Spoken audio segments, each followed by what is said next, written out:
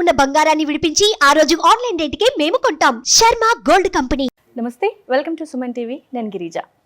December నెలకి సంబంధించి ఏ రాశి వారికి ఎలాంటి ఫలితాలు ఉండబోతున్నాయో తెలుసుకునేందుకు ఇవాళ మనతో పాటు ప్రముఖ జ్యోతిష్య పండితులు గోనుగుంట్ల సురేష్ బాబు గారు ఉన్నారు. వారితో మాట్లాడిద్దాం. నమస్కారం గురువు గారు. నమస్కారం గిరిజ గారు. గురువు గారు, డిసెంబర్ నెలకు సంబంధించి నెక్స్ట్ రాశి తులారాశి. సో ఈ నెలలో తులారాశి వారికి ఎలా ఉండబోతుంది అంటారు? తులారాశి కనుక చూసుకుంటే ఈ రాశి అద్భుతమైన రాశి. గొప్ప గొప్ప వాళ్ళంతా ఈ రాశిలోనే పుట్టాలని చెప్పాలన్నమాట. చాలా ధర్మబద్ధంగా, న్యాయబద్ధంగా, ఓకే, ఎక్కడ సమాజంలో అన్యాయం జరగకుండా చక్కగా కాపాడాలనే ఉద్దేశంతో తులారాశి ప్రతిదీ బ్యాలెన్స్డ్గా తీసుకెళ్ళవే మనస్తత్వం కలిగిన వాళ్ళు. ఇది చంద్రుడు అందులో ఉండటం వల్ల తులారాశిని పుడతారని చెప్తారనమాట. అయితే ఈ రాశిలో మనం ఫస్ట్ చెప్పుకునే పోయే ముందు రాశి ఫలాలు అసలు ఎందుకు వినాలి, ఓకే, దానివల్ల బెనిఫిట్ అనేది ఫండమెంటల్ క్వశ్చన్. ఏమంటారంటే అండి, మన పెద్దవాళ్ళు ఇంగ్లీష్లో ఒక ప్రోవర్బ్ చెప్తారు, ఏంటంటే awareness is the key to success అంట. సక్సెస్ కావాలంటే తెలుసుకోవాలంటే, ఖచ్చితంగా తెలుసుకోకపోతే అజ్ఞానంతో చేస్తే అజ్ఞానంగానే ఉంటుంది. ఇక్కడ ఏం చేసుకోవాలి, మీ జీవితంలో జరగబోయే ప్లస్ పాయింట్లు మైనస్ పాయింట్లు తెలుసుకోగలగాలండి. అది తెలుసుకుంటేనే మీకు సక్సెస్ వస్తుంది. అయితే మనకి మన యాన్షియంట్ పురాతన గ్రంథాల్లో మహర్షులు మనకి ఏం చెప్పారంటే, ప్రతి మనిషి పుట్టిన తర్వాత లాస్ట్ వరకు చేస్తూ ఉండే పనులు 4 అండి. వాటికి మనకి ధర్మము, అర్థము, కామము, మోక్షము, ఈ విధాలా మనం డివైడ్ చేసాం మనం చేసే పనులు అంటనమాట. అయితే ఈ పనులు చేసేటప్పుడు మనకు ఖచ్చితంగా ప్రతికూల పరిస్థితులు వస్తాయండి. అంత ఈజీ ఏం కాదండి. ఓకే, ప్రతికూల పరిస్థితులు, అడ్వర్సిటీ, చాలా ఛాలెంజెస్ ఉంటాయి అన్నమాట. అయితే మనిషి అనేవాళ్ళు చాలా తెలివిగా ఉండాలి. మనకి ఎక్కడైతే అనుకూలంగా ఉందో అక్కడ మనం ఎక్కువ టైం పెట్టాలి. ఎక్కడైతే ఛాలెంజింగ్గా ఉందంటే ఆ టైం ఎంటర్ అవ్వకుండా మనకు ముందుగా తెలుసుకొని చక్కగా హ్యాపీగా ఉండాలనే ఉద్దేశంతో మహర్షులు ఇది ఇచ్చారన్నమాట. ఒకటి, లైఫ్ బాధపడుతూ ఉండాలా, బ్లిస్ఫుల్గా ఆనందంగా ఉండాలంటే బ్లిస్ఫుల్గా ఆనందంగా ఉండాలి ప్రతి ఒక్కళ్ళు అనుకుంటారు. అది ఎలా అని క్వశ్చన్ అడిగినప్పుడు ఈ జ్యోతిష జ్ఞానం, ఈ జ్యోతిష శాస్త్రం మనకి భూమి మీదకి వచ్చింది బ్రహ్మ సాక్షాత్తు ఆయన మనకి ఇచ్చిన జ్ఞానం అనమాట. దీని ద్వారా మనం తెలుసుకొని లైఫ్ హ్యాపీగా ఉండొచ్చు. అయితే మీరు అడిగినట్టు విధంగా ఈ డిసెంబర్ మంత్లో ఎలా ఉండబోతుంది అంటే, డిసెంబర్ 15th నుంచి మనకి ధనుర్మాసం స్టార్ట్ అవుతుందండి. ఎందుకంటే సూర్యుడు ధనుర్మాసంలో ఎంటర్ అవడంతో చక్కగా ఇళ్ళే కాకుండా, ఓకే, బయట కాకుండా ఆ వీధి అంతా, ఊరు అంతా శోభాయమానంగా ముగ్గులతోటి, గొబ్బెమ్మలతోటి, పండగ వాతావరణంతో ఉండే ఈ ధనుర్మాసంలో మనం స్టార్ట్ అవుతుంది. మనకి ఈ తులారాశి కనుక మనం చూసుకుంటే ఫస్ట్ ఇందులో చిత్త 3, 4 పాదాలు, స్వాతి 1, 2, 3, 4 పాదాలు, విశాఖ 1, 2, 3, 4 పాదాలు కలిగిన, విశాఖ 1, 2, 3 పాదాలు కలిగిన వాళ్ళంతా మనకి తులారాశి కింద వస్తారు. అదే మనం పేరు బలం కనుక చూసుకుంటే వీళ్ళకి రా, రీ, రు, రే, రో, తా, తీ, తూ, తే, ఈ అక్షరాలు మోరార్లాస్ ఈ సౌండ్తో ఉన్న పేర్లు అందరూ కూడా మనకి తులారాశి కింద వస్తారనమాట.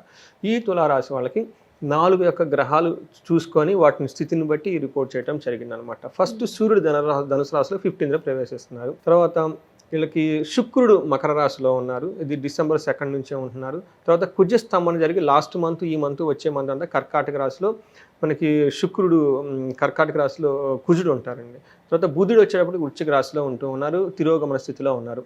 ఈ 4 గ్రహాలను అనుసరించి వీళ్ళకి ఎలా ఉందో మనం చూద్దాం. మనకి సూక్ష్మ గోచారం అని చెప్పేసి జ్యోతిష శాస్త్రంలో ఒక కాన్సెప్ట్. ఇది ముఖ్య అంశాలలాగా అన్ని ఇంపార్టెంట్ థింగ్స్ని ఒకేసారి చెప్పేస్తాయి. వీళ్ళకి ఫస్ట్ 10 days 15 days ఎలా ఉంటుందంటే, ధనచ్ఛేదం, శుచం, శ్రియం, విభూతిం. అంటే ఒక రకంగా చెప్పాలంటే వీళ్ళకి ఫస్ట్ 15 days ధనం, రావాల్సిన ధనం అందినట్టు అందకుండా పోయే అవకాశం ఎక్కువగా ఉంది, కానీ ధనం అయితే ఉంటుంది. తర్వాత వీళ్ళకి ఓవరాల్గా ప్రాస్పెరిటీ, విభూతి చాలా బాగుంటుంది. వీళ్ళకి కొంచెం మనసులో బాధపడే సిచ్యువేషన్స్ కూడా వచ్చాయి ఫస్ట్ 15 days. నెక్స్ట్ 15 days ఎలా ఉంటుందంటే, లక్ష్మీ, శుచం, శ్రియం, సుఖ, సుహృతాభివృద్ధి చాలా బాగుంటుందని చెప్పుకోవాలి. ఏమని చెప్పాలంటే, ఫస్ట్ ఏ పని చేసినా సక్సెస్ వస్తుంది. తర్వాత మనసులో కొంచెం బాధపడే అవకాశం ఎక్కువగా ఉంది. వీళ్ళకి ఫ్రెండ్స్ నుంచి రావాల్సిన సహాయం అందకుండా ఇబ్బంది పడే అవకాశం ఎక్కువగా ఉంది. తర్వాత టయానికి డబ్బులు రాకుండా పడే ఇబ్బంది కూడా అవకాశం ఎక్కువగా ఉంది. కాబట్టి వీళ్ళు కొంచెం ఇంపార్టెంట్ పనులన్నీ ఒక్క 10 days మధ్యలో 15th to 25 ఈ డేస్లో పోస్ట్పోన్ చేసుకుంటే చాలా మంచిది. తర్వాత అంటే కొంచెం అగ్రిమెంట్లు చేయటం, పెద్ద చేయటం, ధనం ఖర్చు పెట్టడం, ఈ టైంలో వీళ్ళు ఆధ్యాత్మికంగా ఉండగలిగితే చాలా బాగుంటుంది. సో వీళ్ళకి సూర్యుడు వచ్చేటప్పుడు వీళ్ళకి మిక్స్డ్ రిజల్ట్స్ని తీసుకొస్తున్నారండి. చాలా మంచి అదృష్టాన్ని తీసుకొస్తున్నారు. చాలా ఛాలెంజెస్ కూడా ఉన్నాయి. ఫస్ట్ వీళ్ళకి అదృష్టం తీసుకొచ్చి ఎలా ఉంటుందంటే, మనకి సంస్కృతంలో ఏం చెప్తారంటే, ఆరోగ్యం, నిత్య సంతోషం, బంధుమిత్ర సమాగమ, అర్ధలాభ, పుత్ర సౌఖ్య, మిష్ట సిద్ధి అని చెప్తారు.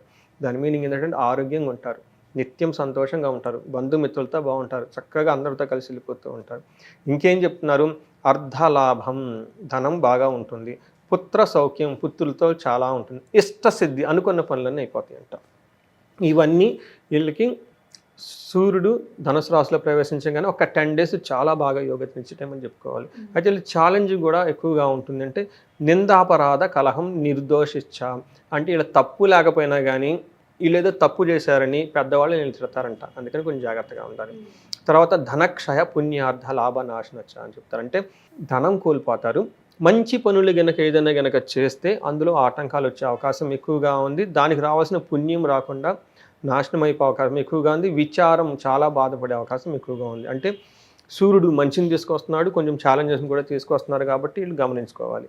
అదేవిధంగా వీళ్ళకి కుజుడికి కొంచెం బాగా ఇబ్బంది పెడుతున్నారు. కుజుడికి సంబంధించిన విషయాలు చాలా జాగ్రత్తగా ఉండాలి. ఏ విధంగా ఉంటుందంటే నిత్య క్లేశ సదా వ్యాధి స్తదా భోజన దుర్బలం అని చెప్తారన్నమాట. సదా సంచార ఉద్యోగం, అంటే ఉద్యోగం రీత్యా వీళ్ళు అటు ఇటు బాగా తిరుగుతూ ఉండే అవకాశం ఎక్కువగా ఉంటుంది. ప్రొఫెషనల్ బాగా ఇబ్బంది పడే అవకాశం ఎక్కువగా ఉందని చెప్పుకోవాలి. టయానికి భోజనం చేయకుండా ఇబ్బంది పడిపోతారు. తర్వాత ఏదో ఒక హెల్త్ కాంప్లికేషన్స్ వీళ్ళు ఇబ్బంది పెడుతూ ఉంటుంది. మనసులో కొంచెం ఏదో ఒకటి పోయిన తర్వాత ఇంకోటి పోయిన తర్వాత ఇంకొక ప్రాబ్లం వచ్చేసి ఇబ్బంది పడే అవకాశం ఎక్కువగా ఉంది. అంతేకాకుండా వీళ్ళకి భార్యతో గొడవలు, యక్ష రాక్షస పీడలు అంటారు. అంటే ఏమంటేనండి, డాక్టర్ దగ్గరికి పోతే ఏం లేదు బాగుందంటారు, లోనేమో బాధపడుతూ ఉంటారు.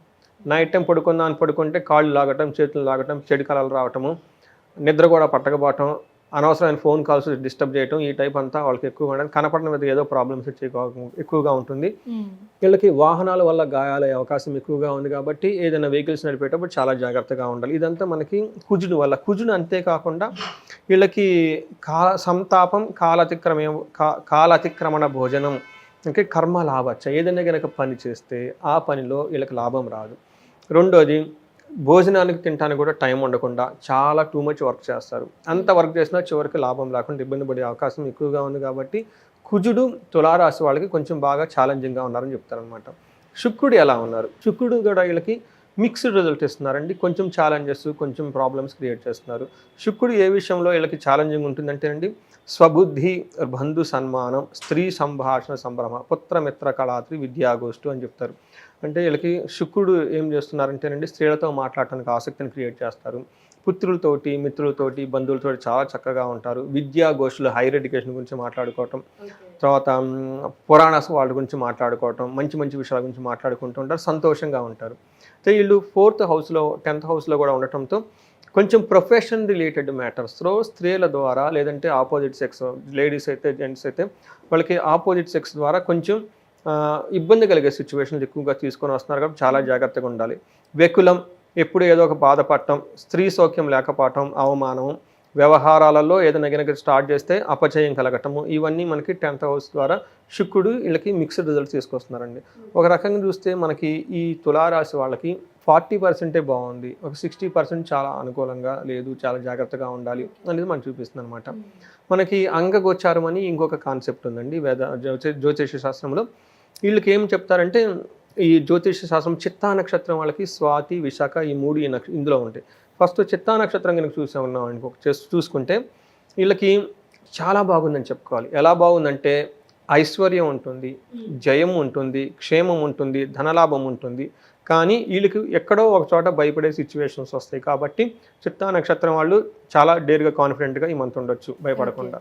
స్వాతి నక్షత్రం చూసుకుంటే వీళ్ళకి ఐశ్వర్యం ఉంటుంది, జయం ఉంటుంది, అతిగా భయపడే ఆలోచనలు ఎక్కువగా ఉంటాయి, ధనలాభం చాలా బాగుంటుంది. అయితే వీళ్ళకి భయము, అతి భయం, టూ మచ్ టెన్షన్ పడిపోయే అవకాశం సిచ్యువేషన్స్ ఏదో రాబోతున్నాయి కాబట్టి స్వాతి నక్షత్రం వాళ్ళు కొంచెం కేర్ఫుల్గా ఉండాలి. విశాఖ నక్షత్రం వాళ్ళని కనుక చూసుకుంటే వీళ్ళకి చాలా బాగుంది. అయితే ఏ విషయంలో బాగుంటుంది? ఐశ్వర్యం, ధనానికి సంబంధించి చక్కగా బాగుంటుంది. తర్వాత వీళ్ళకి సంపదలు చాలా బాగుంటుంది, ధనలాభం బాగుంటుంది, విపరీతమైన ధనలాభం ఉంటుంది, ధనాన్ని ఫ్లో వీళ్ళకి వచ్చేస్తుంది.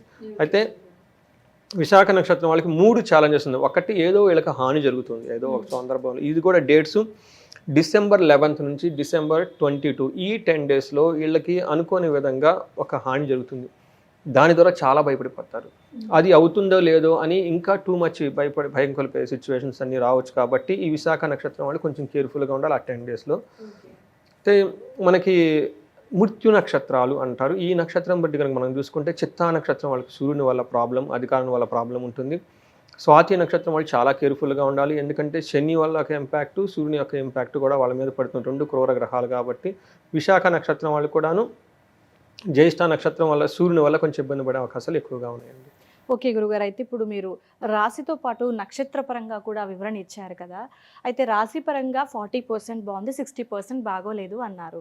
సో ఇప్పుడు నక్షత్ర పరంగా చూసుకుంటే బాగుంది కొన్ని నక్షత్రాల వాళ్ళకి, అయితే రాశి ప్రభావం ఎక్కువ పడుతుందా వాళ్ళ మీద, నక్షత్ర పరంగా ప్రభావం ఎక్కువగా ఉంటుంది? నక్షత్ర ప్రభావం ఎక్కువ ఉంటుందండి. ఒకవేళ రాశి పరంగా బాగోకపోయినా నక్షత్ర ప్రభావం వల్ల బాగుంటుందంటారు. మీరు కామెంట్స్ పెడుతూ ఉంటారు, మేము ఏం చెప్తుంటే ఏమంటే బాగుంది అనేసి, కొంతమంది ఏం బాగుందండి మాకు బాగాలేదని వస్తుంటారు కొంత కామెంట్లు. ఖచ్చితంగా. కొంతమంది బాగలేదు అనుకోండి, బాగలేకపోతే మేము సరిగా చెప్పట్లేదు అంత సంథింగ్ నెగిటివ్గా రాసేస్తుంటారు అనమాట. అది కరెక్ట్ అండి. ఎందుకంటే ఒక్క రాశిలో 3 నక్షత్రాలు ఉంటాయి. ఆ రాశిని ఇంకా మనం ఫర్దర్ ఏమంటే గ్రాన్యులారిటీ అది ఉంటుంది, ఇంకా తగ్గించుకుని నేరో డౌన్ కనుక చేసుకుంటూ వస్తే నక్షత్ర ఫలితం ఇప్పుడు యాక్యురేట్గా ఉంటుంది. కాదు చాలా టఫ్ కూడా, ఎందుకంటే 27 నక్షత్రాలకు రాయాలి ప్రిడిక్షన్. రాసులు కనుకోండి 12 రాసి అవతలకి పోతాం. 27 నక్షత్రాలు అంటే చాలా పారామీటర్స్ తీసుకొని కాంబినేషన్స్ అన్ని రాయాల్సి ఉంటుంది. నక్షత్ర జ్యోతిషం ఇప్పుడు చాలా యాక్యురేట్గా ఉంటుంది. ఓకే గురువు గారు, చాలా చక్కగా వివరణ ఇచ్చారు గురువు గారు. ధన్యవాదాలు. ధన్యవాదాలండి.